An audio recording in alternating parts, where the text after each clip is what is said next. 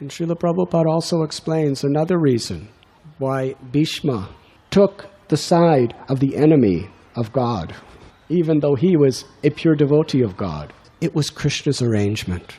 Bhishma was Krishna's puppet, willing to endure all difficulties, even willing to be criticized and misunderstood for all time to come, if it would serve Krishna's plan.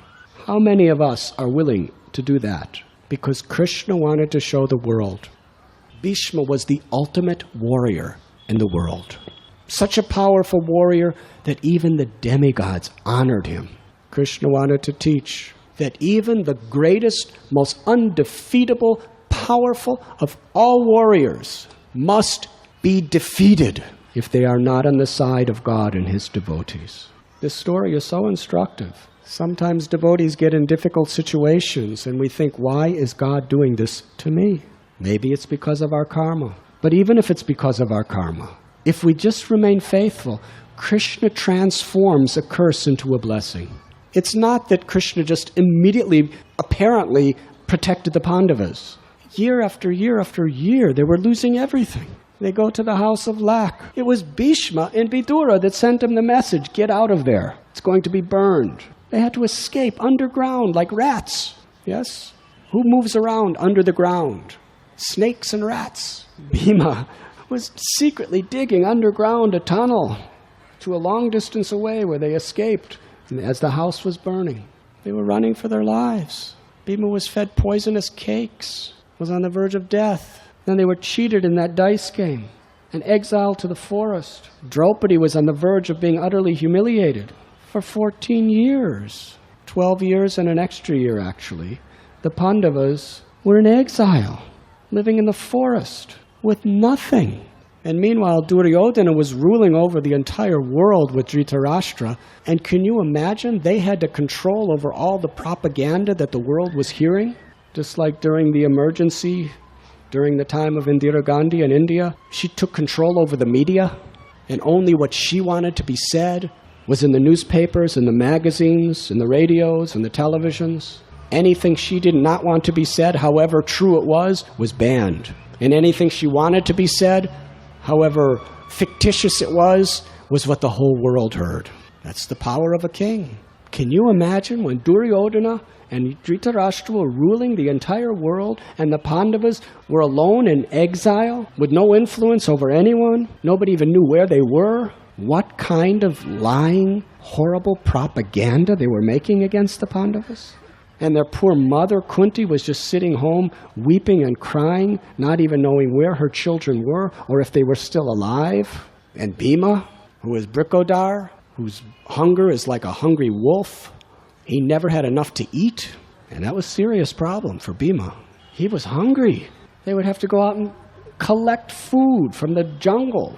They were supposed to be eating on golden plates in a palace, and they were just collecting herbs. Can you imagine Bhima eating herbs? They would collect.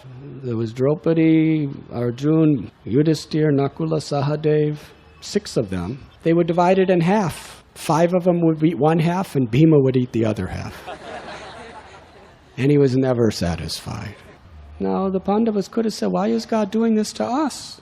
But they had such complete faith in the Lord. And they did not know the future, what would come. But Krishna's promises that He protects His devotee. How He protects His devotee, that is sometimes inconceivable. Sometimes on the plane of this temporal existence, it appears that we're absolutely without protection. But in the end, Krishna will transform that whole situation into one that will bring us back to the spiritual world, if we just learn to thank God, even for the inconceivable conditions of life. So Krishna wanted to show the world this, that even the greatest, most powerful people, they cannot win in the end if they are against the side of God. And even if you're absolutely outnumbered, Srila Prabhupada explains from Ramayan that Ravana, he had a massive army of trained warriors with the most sophisticated weapons of the day, more sophisticated than anything today. We have our torpedoes and nuclear bombs. They had Brahastras. And the Vanara army, just a gang of monkeys, all they had was some clubs. And they picked up stones and threw them. Ram wanted to show the world that if you're on his side, Even if everything's against you, in the end, you're going to win. But in the middle phase, Sita was abducted. Why? It seems impossible. In the middle stage, Prahlad was thrown into all kinds of most calamitous conditions. But if we're faithful to the Lord as His devotees, in the end, we will win. And what does it mean to win? To go back home, back to Godhead. Winning in this world doesn't mean everything, because in the end, everyone loses to death. You're a champion one day, and then you're just an old guy who can't even walk the next day. That's the way time is. In the end, everyone loses in this world to death, except a devotee, because a devotee attains eternal life with Krishna. That is victory.